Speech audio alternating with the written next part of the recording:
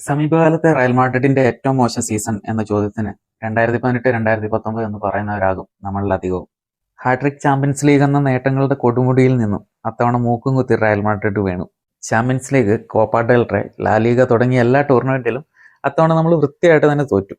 പക്ഷെ ആ സീസൺ സമ്മാനിച്ച കുറച്ച് താരങ്ങളുണ്ട്.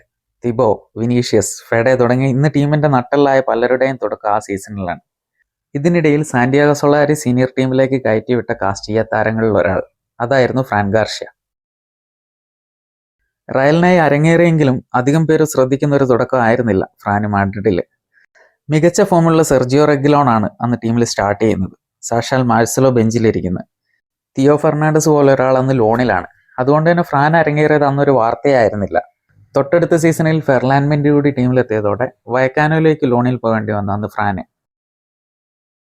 അന്ന് വയക്കാന സെക്കൻഡ് ഡിവിഷനിലാണ്. പിന്നീട് ഫ്രാൻ്റെ കൂടെ മികവിൽ ഫസ്റ്റ് ഡിവിഷനിലേക്ക് എത്തുന്ന ടീമിൽ പിന്നീട് ലാലിഗയിലെ മികച്ച പ്രകടനങ്ങളാണ് താരത്തിൽ നിന്ന് നമ്മൾ കാണുന്നത്. അത്ലറ്റിക്കോയ്ക്കെതിരെ ഗോൾ നേടുന്നത്, പിന്നീട് സ്വന്തം മൈതാനത്ത് ബാഴ്സലോണയെ വയക്കാനെ തോൽപ്പിക്കുന്നുണ്ട്.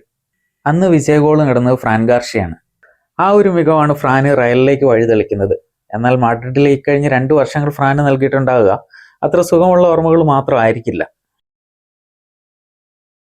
ഒരിക്കലും അവസരങ്ങൾ കിട്ടായിരുന്ന ഒരാളോ മികച്ച പ്രകടനങ്ങൾ ഇല്ലായിരുന്ന ഒരാളോ ആയിരുന്നില്ല ഫ്രാൻ ഗാർഷ്യ. ഇക്കഴിഞ്ഞ 2 വർഷവും അവസരങ്ങൾ കിട്ടിയിട്ടുണ്ട്, മികച്ച പ്രകടനങ്ങൾ സംഭവിച്ചിട്ടുണ്ട്. പക്ഷെ അതിനൊരു തുടർച്ച ഒരിക്കലും സംഭവിച്ചില്ല എന്നാണ് വാസ്തവം.